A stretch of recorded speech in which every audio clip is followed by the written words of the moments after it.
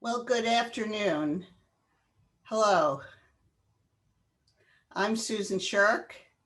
I'm the chair of the 21st Century China Center here at the School of Global Policy and Strategy at UC San Diego. And I'm very pleased that we could host Craig Allen, the president of the US China Business Council today. I'm also really pleased that we could host this important webinar together with our colleague Renee Bowen, who is the chair of the Center for Commerce and Diplomacy at our school. Please use the Q&A function at the bottom of your screen to ask questions or make comments after Ambassador Allen gives his talk. And let me just introduce Ambassador Allen. He is the president of the US China Business Council. The US China Business Council is a private, nonpartisan organization representing a large number of American companies doing business with China. And before he became president of this important organization in 2018, he had a long and distinguished career as a public servant in the Commerce Department, as a commercial counselor serving in China, Taiwan, Japan, and as Deputy Assistant Secretary for Asia in the Commerce Department, as a senior Foreign Service officer, diplomat, and finally as ambassador to Brunei before he retired. And so he's been doing a wonderful job leading the US-China Business Council. He's very thoughtful about trade policy and relations with China more broadly, and especially about the implications for America's interests and values. So what I asked him to do in this talk was to think really hard about what kind of American policy toward China, trade policy, could really be of value for working Americans. Because there's some impression that some of us have that although Americans by and large are pro-trade, they don't necessarily see any real value in the US relationship with China. And so the question confronting the new administration is what kind of trade policy will really be good for working Americans. So without further ado, I'm going to ask him to speak. He has some PowerPoint slides. He'll speak for about 30 minutes. And then we'll start with a few questions and open it up to the floor. So thanks very much for being with us today. Well, Susan, what a great pleasure. And let me thank you and Sam and Lei and the 21st Century China Center and the UCSD Global Policy and Strategy College. Let me also thank Renee for joining us, and to everyone on the call. Thank you for spending some time to think about trade policy with regard to China. Frankly, I wish I could be in San Diego. You have such a beautiful campus. Much rather do this personally, but virtually. Let me share some observations about US-China relations and the impact of the bilateral tension on employment in the United States. And so just to scene set, the US-China relations at the dawn of the Biden administration present us with a really difficult, or the policymakers with a really difficult conundrum. So in his speech at the State Department on February 4, the president said that, quote, every action we take in our conduct abroad, we must take with American working families in mind. And the administration has said many, many times that full employment is probably the most important domestic policy goal that we have, or certainly one of the most important. In the same speech, the president said, quote, we will confront China's economic abuses, counter its aggressive and coercive actions, to push back on China's attack on human rights, intellectual property, and global governance. And I would argue that there's an inbuilt tension between these two sets of foreign policy objectives. How is it that we confront China where we must, but still work to maximize the economic employment for Americans? Certainly, that's going to take some depth, diplomacy, and statecraft to accomplish both goals, and that's what I'd like to talk about today.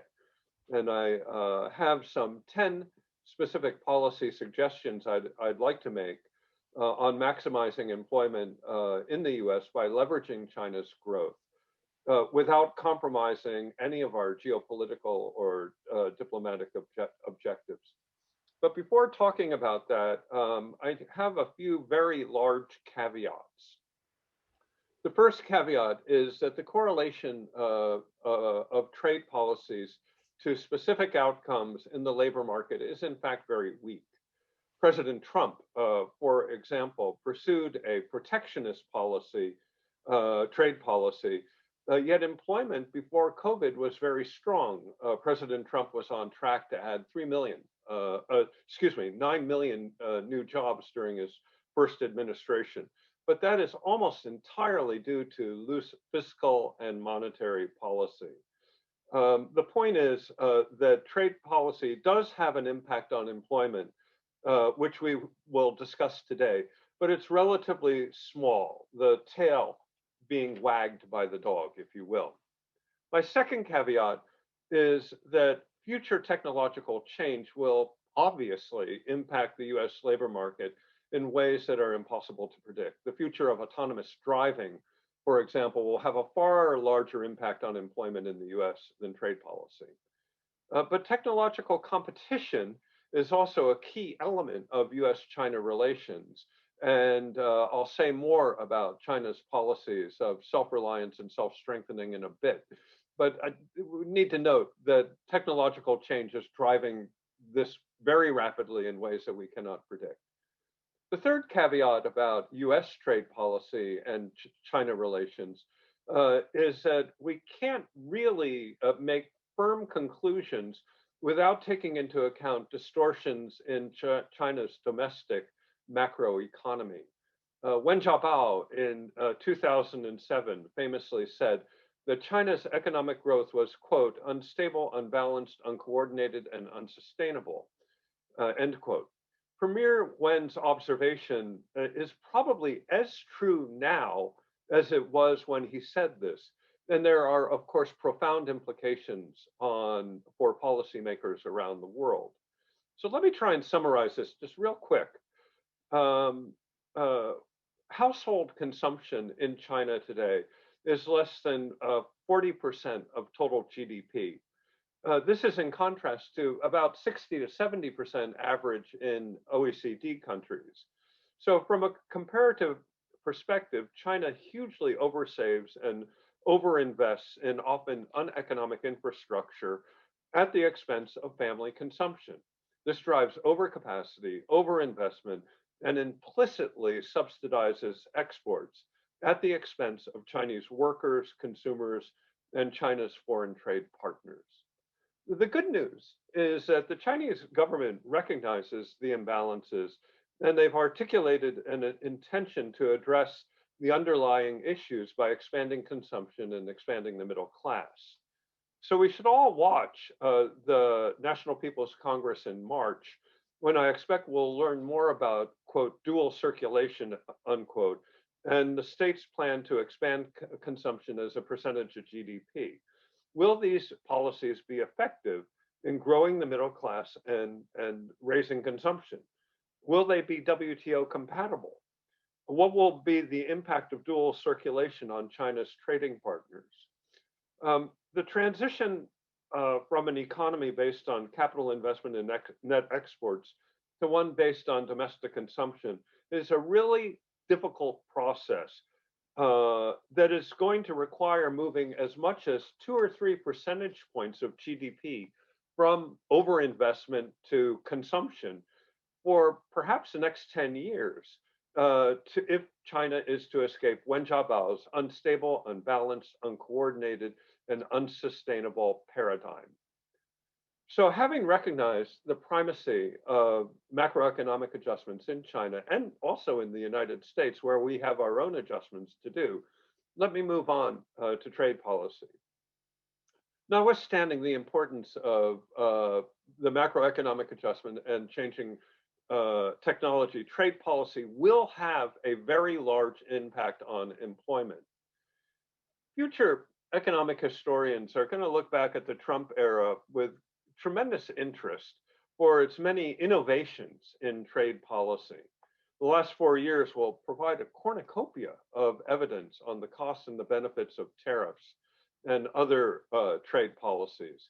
And while we really don't have the benefit of a historian's hindsight, I think that the evidence very strongly suggests that despite what might have been the best intentions, the tariffs and the other trade wars of the Trump era had a very negative net impact on American employment. Yes, it's true that many jobs have been created, but we can be certain that many more jobs have been lost. Now, if Ambassador Lighthizer or Professor Navarro were in this virtual room, they would no doubt raise the jobs in aluminum smelters and steel mills that were saved. But what they probably wouldn't say is that each of those jobs came at the cost of 900,000 US dollars, according to Chad Bown of the Peterson Institute. And in manufacturing, the hit to US employment has been very direct through decreased exports to China, but indirect through declines in total factor productivity and competitiveness. So let me give you one very specific example to illustrate this point. A tool maker, American branded tool maker, imported parts from China for many, many years and assembled them in the US and then sold their branded tools around the world. When the tariffs went up, many of their components were hit by a 25% tariff.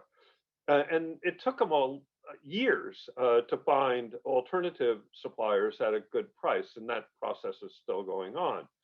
Because they were manufacturing in the US with Chinese components, they had to raise prices and subsequently lost market share here in the US as well as abroad to competitors. Everyone in the US is worse off. And I'm afraid this story can be retold 10,000 times over across much of the manufacturing sector. So USCBC recently commissioned a study on this subject from Oxford Economics. And the bottom line that we came up with was that at its peak, approximately 245,000 American jobs were lost as a part of the trade war. So let me go through a couple of charts here. I'm going to be bold and try and share my screen here. Let's see if I'm able to do this. Oh, okay, so far so good. All right, here we go. So let me go through a few charts here to try and describe the industries and geographies where jobs have been lost. The first chart is just a level set. It shows total US exports by category to China. And you'll notice that services are a very important part of the export mix to China, making up as much as 40% of our total exports. And certainly this is the part of our exports that are growing most rapidly. I hope that you could see this. My second chart focuses on the manufacturing in both China and the United States. And it shows the impact of the trade war on those various sectors in terms of gross value add. I think that this chart demonstrates very well that Mr. Trump's tariffs had their intended effect in China. China GVA in all of these industries declined. But in all cases, US GVA in the same industries also declined, sometimes more and sometimes less. But it's fair to say that both sides lost. Kind of like two guys that get into a fight and one guy breaks the other guy's nose and the other guy breaks off a couple of teeth. Who won? My third chart um, shows the impact of the trade war on employment from a regional perspective. It is not equal. The underlying data is job gains or losses from US exports to China. And so this does not include total factor productivity. Nonetheless, it is instructive that those states that mostly rely on commodity production and manufacturing have been most badly hurt by trade. It is important to note the excessive reliance on bilateral tariffs on our trading partners will almost always rebound on American farmers in grain growing areas in the Midwest. When other countries retaliate against WTO illegal use of tariffs in the United States, they inevitably choose to hit back at American farmers where they'll get the biggest bang for their buck. And you see that very clearly in these charts here. So while President Trump spent $28 billion to compensate American grain farmers for their losses, the compensation has been very unevenly distributed and couldn't nearly make up for the loss of the hard-earned market share and long-term prospects in China and elsewhere. The Chinese are developing alternative sources of supply for grain and soybean, just like the Soviets did after the grain embargo. And this will rebound. We'll feel the effects of this for decades to come. But because of the subsidies, the unemployment effects on American farmers is really hard to calculate. So I heard of a small American dairy farm in Wisconsin in 2018 that had to sell his 80 cows to a neighbor who had 800 cows due to low prices of milk, in part due to the retaliatory tariffs put on US dairy by China. The farmer then took a job as a long distance trucker. So while he wasn't technically unemployed, the composition of the labor market changed. And this just demonstrates how hard it is to directly correlate trade policy to specific employment. And then to introduce the next part of my talk, I'd like to share data from Oxford Economics on the economic and employment impact of the trade war if we were to reduce the tariffs from the current 20% to just 12%, to drop the tariffs by about half. This would lead to slow but steady creation of new jobs, as many as 150,000 over 5 years. If we change our assumptions, however, and totally remove the tariffs, the job gains in the United States would be much higher, but again, difficult to estimate exactly. So with this as background, let me move on to my policy prescriptions. And I have some 10 of them.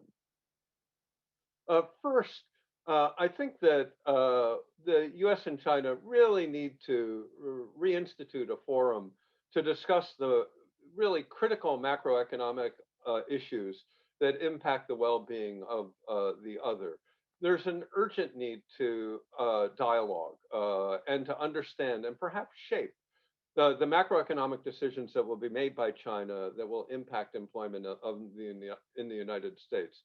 Something like the SNED should be reestablished to provide technical support to assist China to adjust its economic model towards greater consumption as a percentage of GDP. That should be the very clear goal, as articulated by the Chinese government.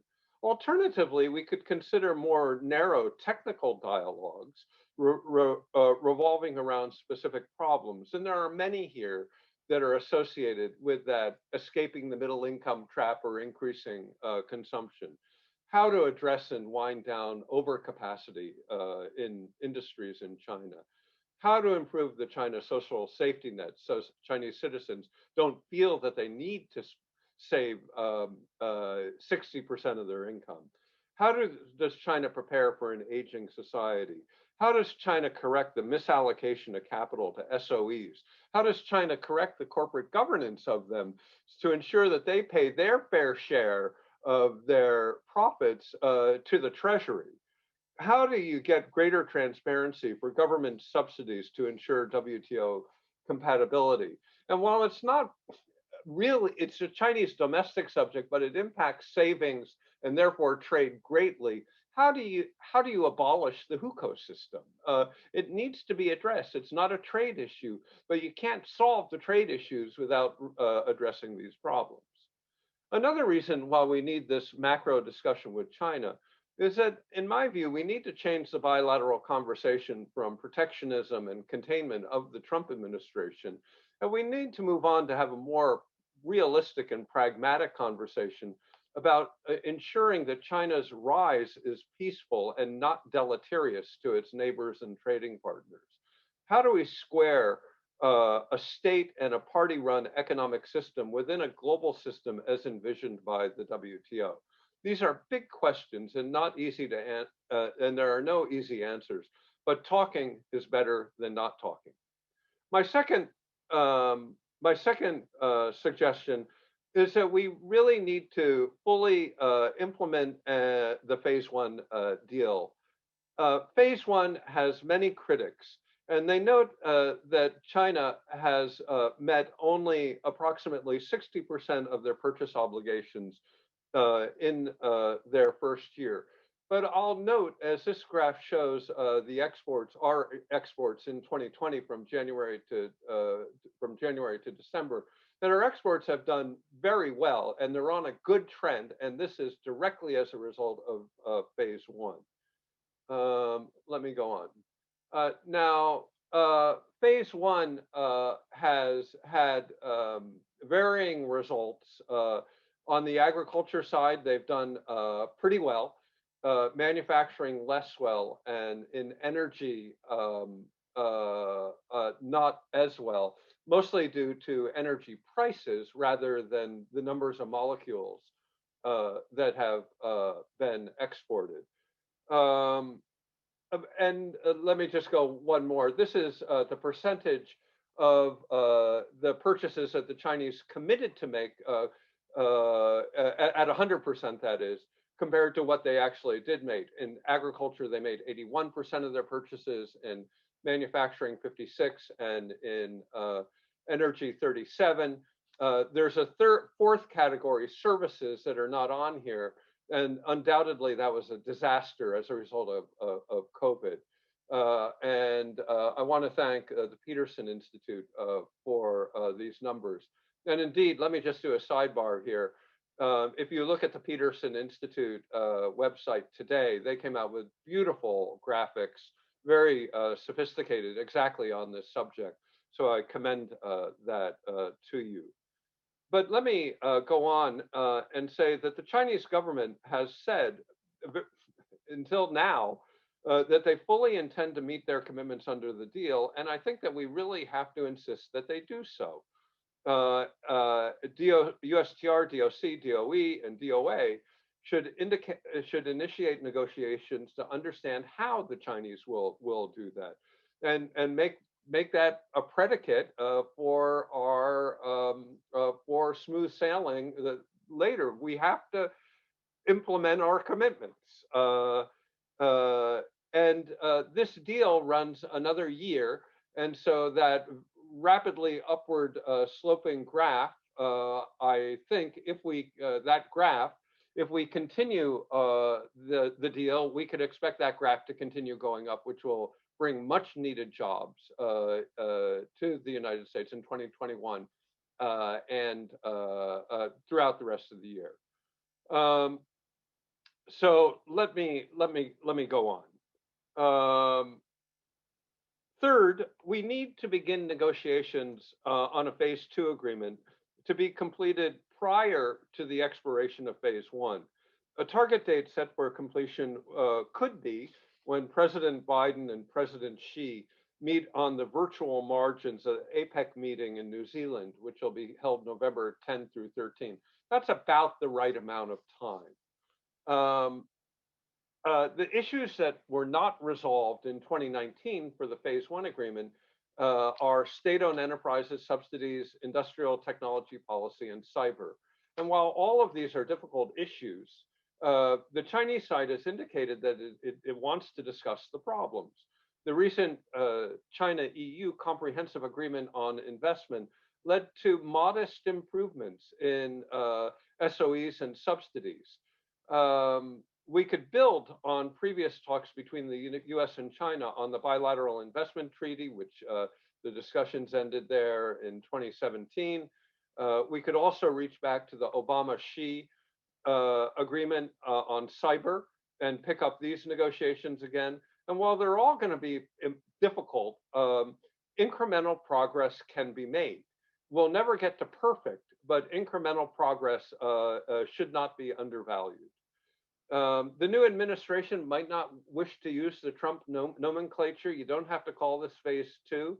Moreover, it could be a succession of smaller agreements on specific topics, but we need to get the momentum moving again. And I believe that using the phase one, phase two roadmap that both sides have already agreed upon is the best way going forward. So my fourth recommendation is that we got to get rid of the tariffs. And hopefully, and perhaps consider purchase targets following a phase two agreement for 2022 and 2023. We must recall that currently, and perhaps in perpetuity if we're not smart, tariffs going both ways across the Pacific are at 20%. And unless these are addressed, it could become permanent. Tariffs are easy to put up, they're sticky to come down. And the longer they're up, the harder they are to come down. Tariffs are both job killers and they have impoverished consumers and households in both China and in the United States. And if they become permanent, they will distort US-China relations permanently. And it will be difficult ever for the two largest industrial economies ever to move towards a normal relationship if we risk that permanent handicap on our trade and investment. As I showed before, if our research suggests that if tariffs were lowered to 12%, there'd be a net gain of 145,000 jobs by 2025. If the tariffs were fully removed, especially in concert with market access improvements associated with the phase two agreement, the job gains would be much higher. Fifth, following the completion of a phase two negotiation and elimination of the tariffs, we should continue to negotiate with the Chinese using the CPTPP as a discussion framework. Now, let me just step back 1 second and let's just do a reality check. It should be clear that the economic architecture of Asia is very different now than it was when President Trump entered office. The Chinese and their partners have been very successful changing the economic architecture, concluding the 15-country RCEP agreement. The Chinese and the Europeans have successfully concluded their comprehensive agreement on investment. The Belt and Road has changed supply chains and how goods move across Asia. And China's trade negotiators have been very busy and very successful. Give credit where credit is due. And finally, China's President Li and President Xi have both stated numerous times that China will consider entering the CPTPP. We need to take them at the word. We need to stop underestimating them, as has been our want. As Chinese economists will tell me, the next logical step in China's domestic economic reform and opening program is to join CPTPP. While China's entry into CPTPP is going to take some time, one should not doubt their determination to do so.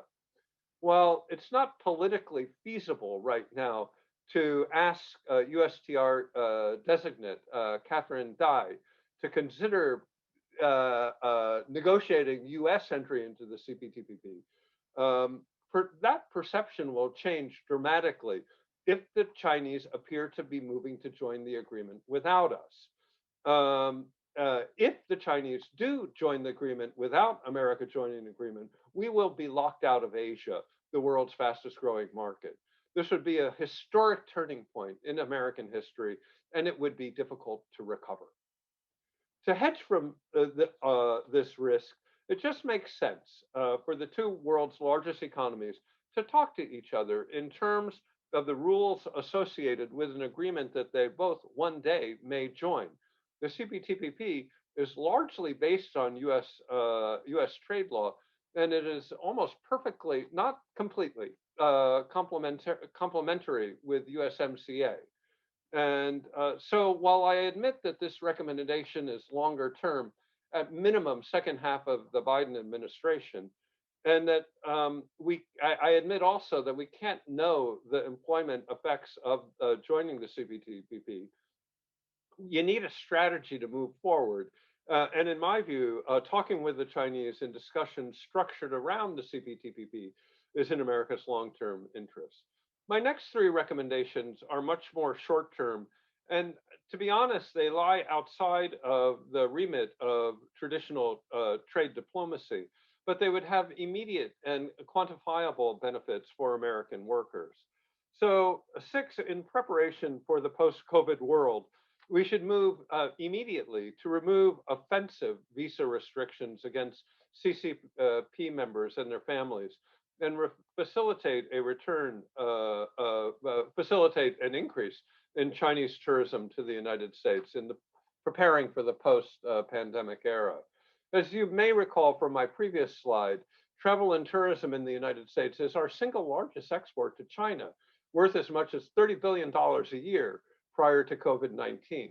However, the Trump administration put into place restrictions on 92 million CCP members and their families visiting the United States. These regulations are offensive, but equally important, they're completely unenforceable and have very little anchorage in any US law, and they should be abolished immediately. Travel and tourism is a very labor-intensive industry, and continued expansion of our exports of these services, an increase in these services to China would be especially beneficial to lower income Americans, including waiters, drivers, workers in hotel, retail, etc. There's no doubt that there is a huge demand for travel to the United States, and that continued expansion of this market is very likely in the COVID era if the US government will get out of the way. Abolishing the visa restrictions on CCP members and their families would be smart, and it's easy, and it would generate income for hundreds of thousands of our fellow citizens, especially those hammered economically by the pandemic. So seventh, the Biden administration should be clear that civilian Chinese students are welcome at American universities in all fields that are not directly related to national security. Education is a $15 billion export, and Chinese students remain committed to studying in the United States if they know that they are safe and welcome. Now, there are many competitors in this market, and the Australians and the Europeans would be happy to take this business. And Chinese domestic competition is becoming very good. So we must not be complacent. There now have been a number of well-reported reports of excesses and inappropriate behavior by some Chinese researchers at American institutions. It is also clear that the Chinese 1,000 Talents campaign is really pathetically non-transparent, and it may induce researchers into relationships that may be improper.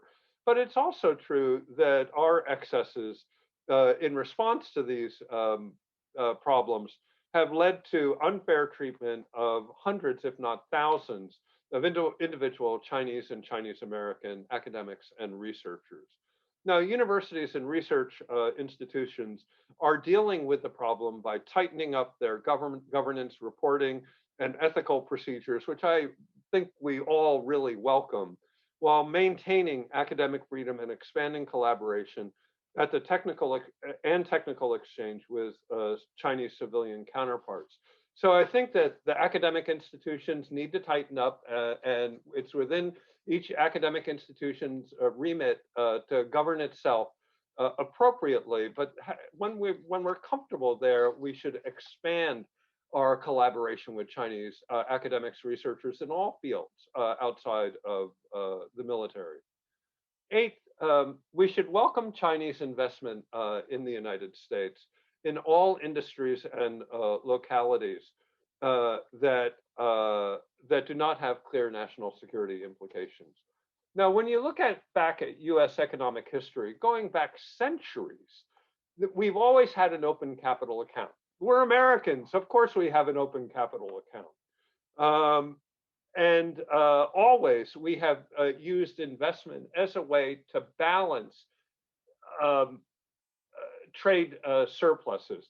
We did that with the Japanese in the 70s, with Taiwan and Korea in the 80s and 90s, with Germany and England and France in the 1800s. Today, we need more Chinese investment in the United States, particularly in areas that have high unemployment and suffer from chronic underdevelopment. Now, there's a huge demand in China to invest in the United States in dozens of industries that have no national security implications. Now, the US should welcome such investment. And while every mayor and governor in the United States would welcome this Chinese investors in their jurisdiction, the federal government clearly does not. And this chart shows the reduction in unemployment or in employment as a result of decreasing Chinese investment. Chinese investment declined 90% from 2017 to last year, resulting in 30,000 fewer jobs in 2018 compared to 2017. Now, CFIUS and FIRMA, our inbound regulatory regimes, are necessary. However, they've been applied in a manner that makes it clear that the federal government wants to reduce investment from China as little as possible. This is counterproductive, and the new administration should change it. Why? It hurts American workers. There are many Chinese potential factories that are mothballed, that are halfway done, ready to go, ready to hire people that not quite working. So to be balanced, I have to note that the Chinese government has also been regulating outbound investment to the United States and elsewhere more strictly. And thus, the US policies of FIRMA and CFIUS are not the only impediment. Nonetheless, if we do not allow Chinese investment in the United States, like the tariffs, we risk condemning ourselves to long-term strategic imbalances with China. And this is not a future to which we should wish to aspire. We should get rid of the tariffs, welcome Chinese investment, and get back to a normal economic situation. Ninth, we need to address the supply chain resiliency issues really with carrots, incentives, and not trade distorting tariffs or sticks. As a result of COVID and a concern for potential shocks to our supply chain, it is reasonable to aspire to greater supply chain resilience and flexibility to ensure the supply of critical goods in times of emergency. However, the government should be extremely careful before using coercive tactics to reshore manufacturing or force companies to produce in one jurisdiction or another. Tariffs are an incredibly blunt instrument. And there are precious few cases that I am aware of that tariffs have incentivized manufacturing investment in the United States. Yes, tariffs have moved manufacturing from China to ASEAN countries, I hope that Maquiadora has benefited from this at least somewhat. I'm not sure. But does this really help American workers? Does it really help our resilience? How does it help employment in the United States?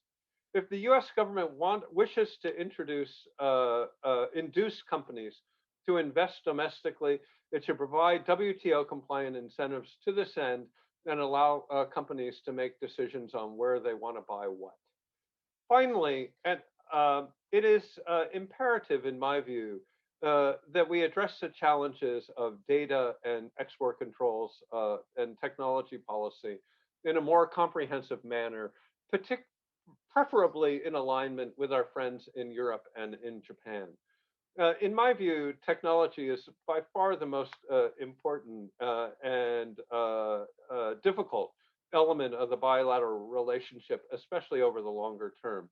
There should be zero doubt that the Chinese also believe that technology self-reliance and self-strengthening, 科技自信自强, which we hear about all the time, is a key national objective. It is unfortunate that Chinese policies associated with technology self-reliance and strengthening are so often WTO illegal and outside of OECD norms, such as the Thousand Talents campaign. In addition, the Chinese R&D establishment is too often plagued by waste, fraud, and abuse, just encouraging problems when Chinese scientists deal with the international community. But it's, of course, more difficult. In addition to the trade policy and governance problems within Chinese tech, there's also the specter of civil-military fusion and the Chinese intelligence law, both of which cast a chilling light on civilian technology cooperation with Chinese universities, institutions, and academics. China really needs to reconsider these laws, which are complete global outliers and not found in any other country of which I am aware.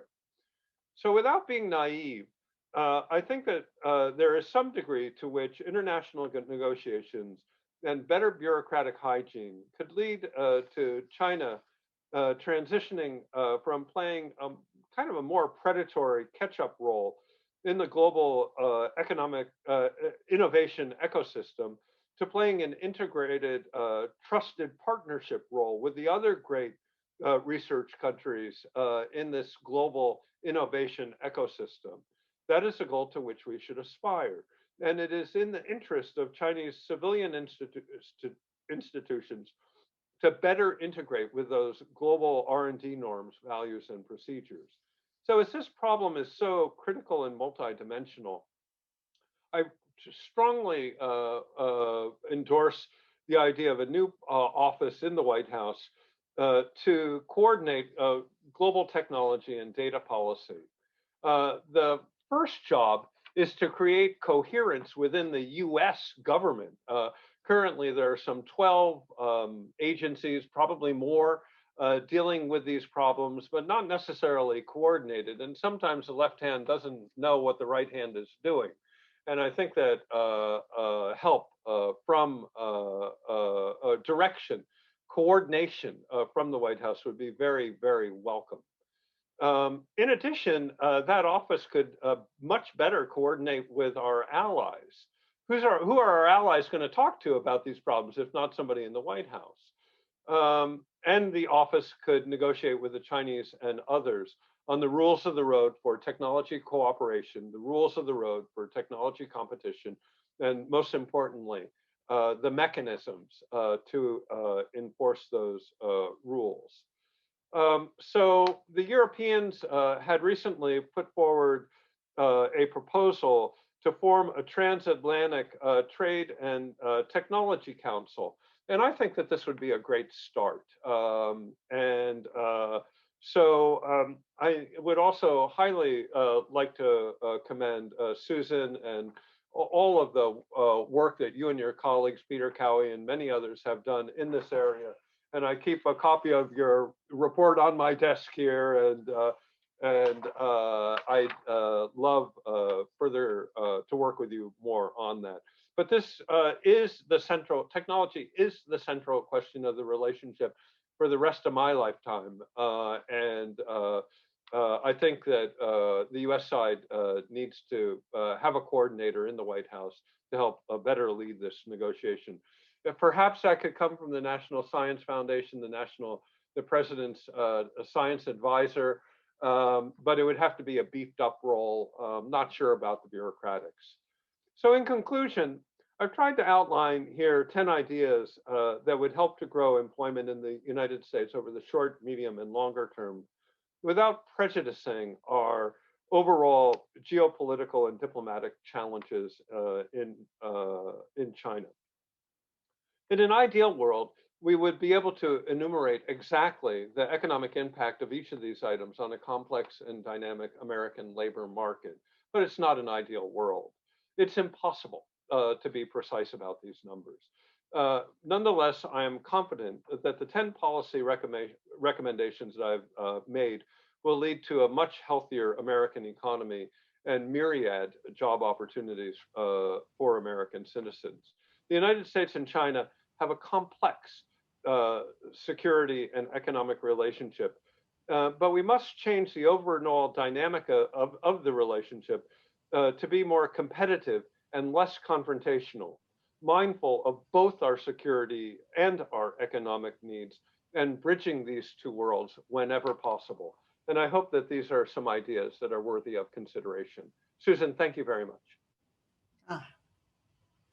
Well, thank you very much for a wonderful talk. And for participants, we're going to have the text and the PowerPoint slides available, linked on the website, so you can review it after this session.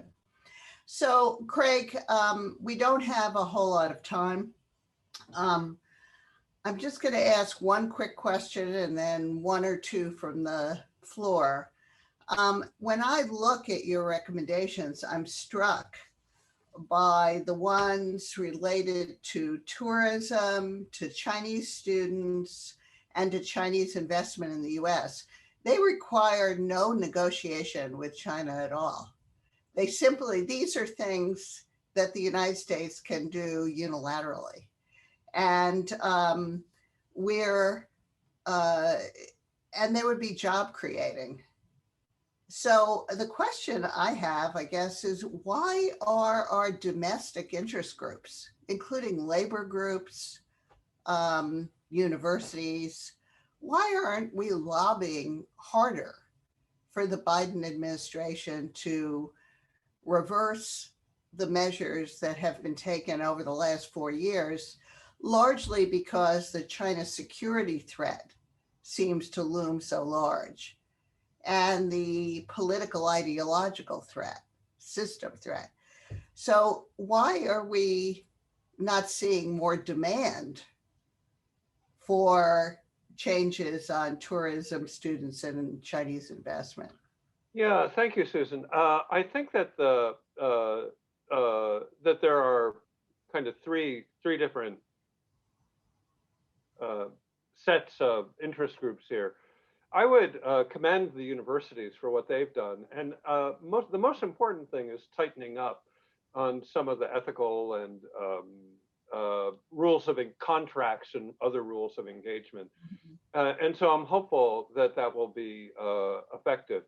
On the investment side, I think that there's been total overreach, kind of typical of kind of a Cold War mentality that all investment is bad. And I know that under the Trump administration, that there were active measures to really exaggerate the enforcement of CFIUS and FIRMA.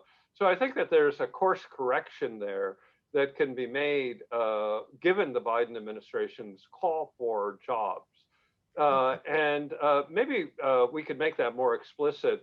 Let's talk about yarn mills in Arkansas. Let's talk about paper mills in Michigan. Let's talk about food agriculture in Kentucky. those are the projects that I know of that are on ice because of our overly restrictive policies, all in areas that are economically deprived, which is really the absurdity of it all. So on the travel side, I am confident that the State Department will make moves on this simply because it was a last minute kind of vindictive posture that might have been put in as much to box in the Biden administration as to meet a national objective. But it is offensive not only to CCP members and their families, but probably to all Chinese to give CCP to ask that question, which there's no real room for on the visa form. We don't ask it anywhere else. It's completely sui generis. So it would take a stroke of the pen to get rid of that, and it should be done. And I think that the business community is lobbying for that, just given the simplicity of this. But these are things that are going to have to change over time. And yes, we need adjustments. The universities have adjusted well, I think, anyway. And post-COVID, right now it doesn't make sense to talk about travel and tourism, but post-COVID, this is a huge money spinner for our least advantaged citizens.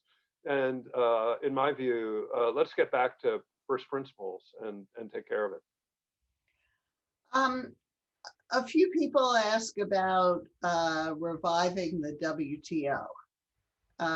Do you think this is an important move that would also help preserve American jobs, especially taking up those difficult issues of subsidies, investment?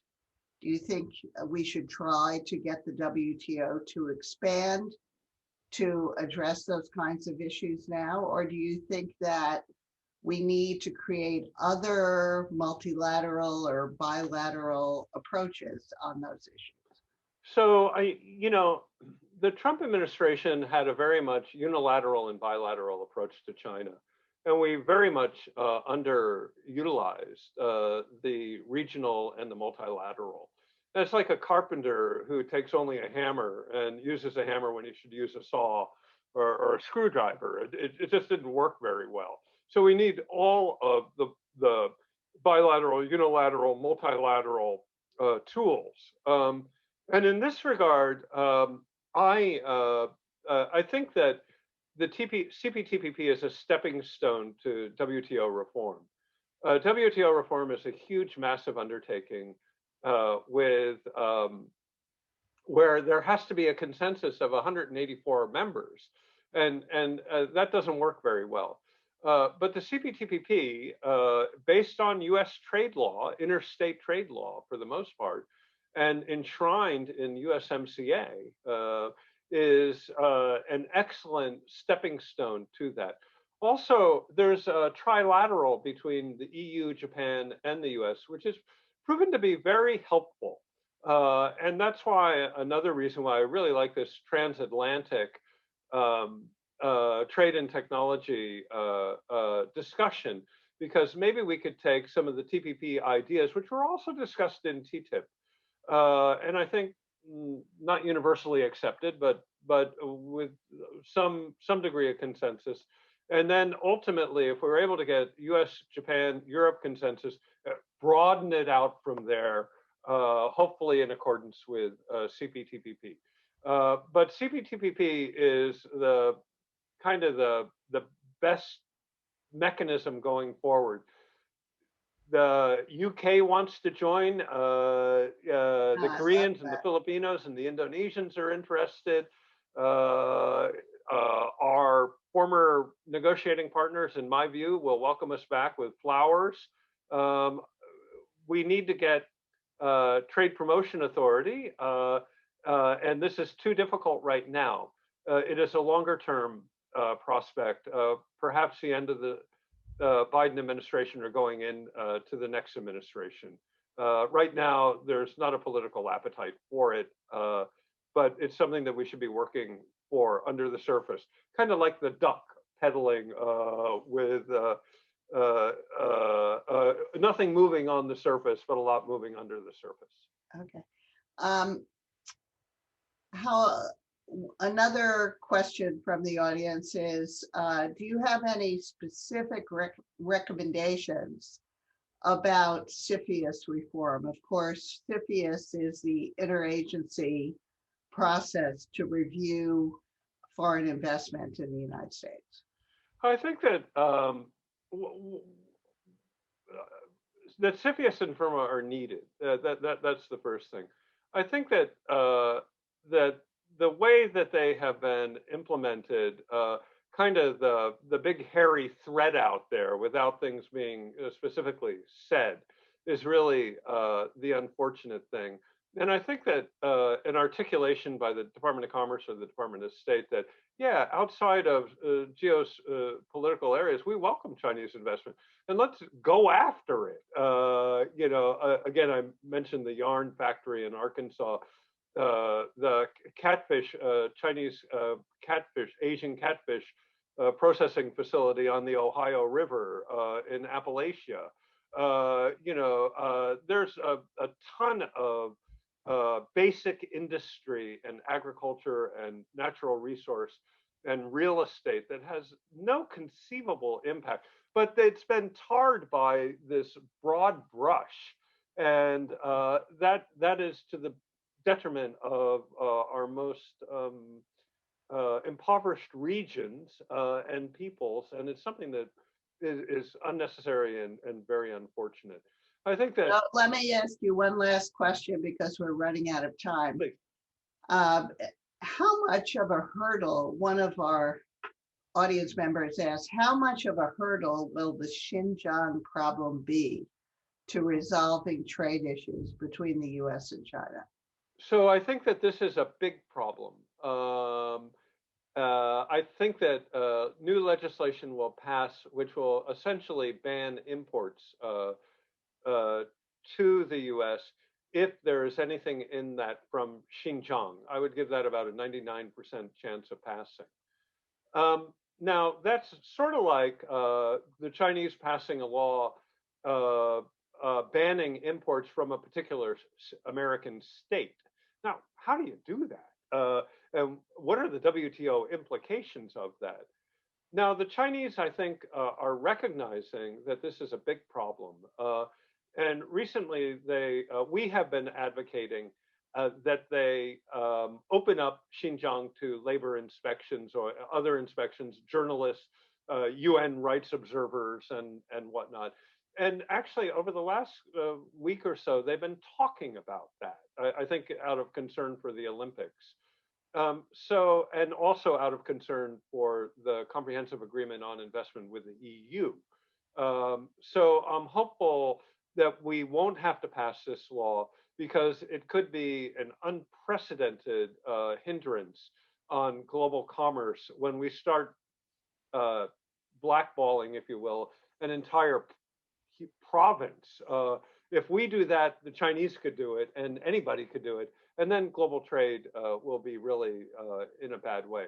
So hopefully there's a way to address the very legitimate concerns in Xinjiang without having to go there. But I do expect the law to be passed. Well, thanks so much for a terrific talk. I for one, have a clear sense of all the different elements of our trade policy and economic policy that have employment consequences. And since we are really concerned about the working people, this is a good strategy to look at these different types of policies and see how they can be adjusted by the next administration. So thanks so much for this superb talk. Thanks also for joining the leadership board of 21st Century China Center, and we look forward to seeing you in person here on campus. Terrific. Thank you, Susan. Okay, thank you, Lei. And very thank grateful to the audience very much for joining in. Thank you, everyone.